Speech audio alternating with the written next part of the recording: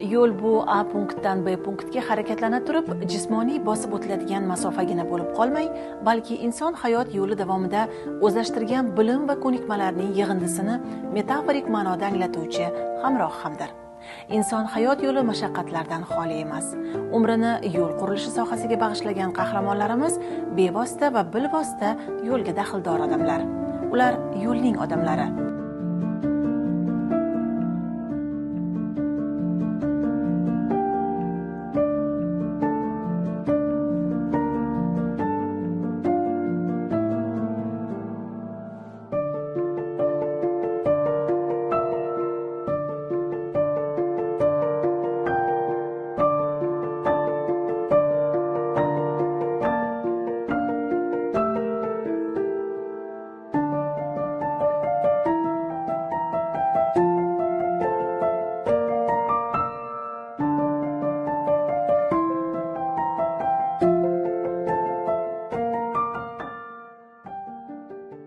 Men Qo'chqar O'rozbay, 56 yil tug'ilganman.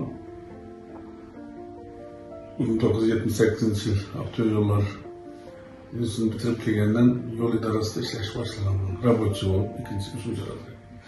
Rabochiy Ispaniya texnik deb. Endi 47 yil bo'lyapti, ishlab turaverman. Endi hozirgi kunda yo'l harakati xavfsizligini ta'minlash bo'limi boshlig'i bo'lib ishlayman. İşte yolda işleşmenin, yolda özüne yarasha mashaqqatlari var, yolda özüne yarasha muvaffaqiyatları var. Yol işleş zor iş. Yolda bir yaxshi olsa, elдің yolu yaxshi olsa, rahmat aytadi, yomon bo'lsa neler. Şuna lazım olsa yolda şu yaxshi saqlash harakatında bolalarga da şagirdlarim, biroz şagirdlarim var. Onlardan şagirdlar var. Şularga da şu aytacağım şu elдің rahmatini eshitdim. Adamların bir duasını alın, fatihasını alın. Şunda Xudayım beredi, qul bermeydi.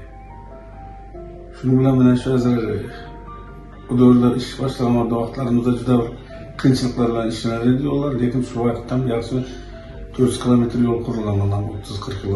Hozirgi zamon texnikasi juda yaxshi, asfaltlar yaxshi, yo'llarning kachествоsi yaxshi. Men yo'l sohasida ishlaganimda nima deysiz, muvaffaqiyatlar yo'lni qurgan boshlagan vaqtlar yo'llarni zempolatdan boshlab qurgan yo'llarimiz bor. Yaxshi turibdi. Kapремонт qilgan yo'llarimiz var. Masalan, davlat hokimiyati 161 yo'lni где-то 4,5 kilometr kapремонт bo'ldi.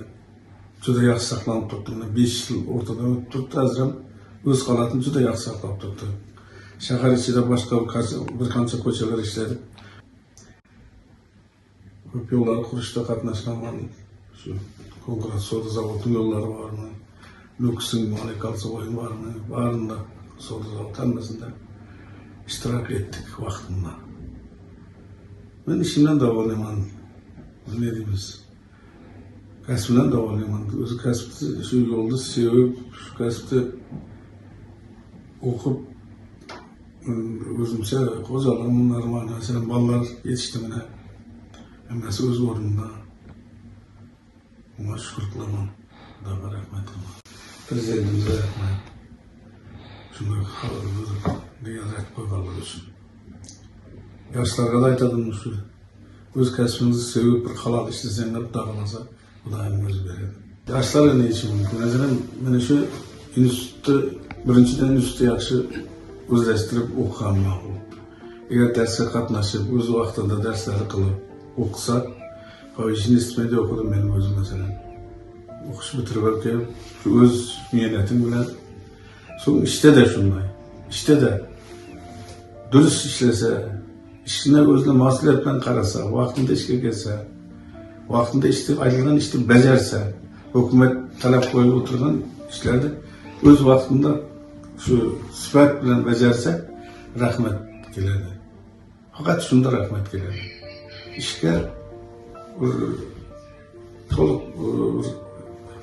nima deymiz uni, masalan, mas'uliyat bilan qarasa, hosil beradi. O chiqadi baribir. Vaqt o'tadi, o'z natijasini ko'rsatadi, minnat bilan yaransa bo'ladi odam. Men shunga ishonaman. Faqat minnat bilan, bilim bilan, aql bilan ishlasa, Ona Xudoning o'zi beradi. Ama hech narsa boshqa poddesko nima kerak emas. Shuni o'zi yetadi deb hisoblayman.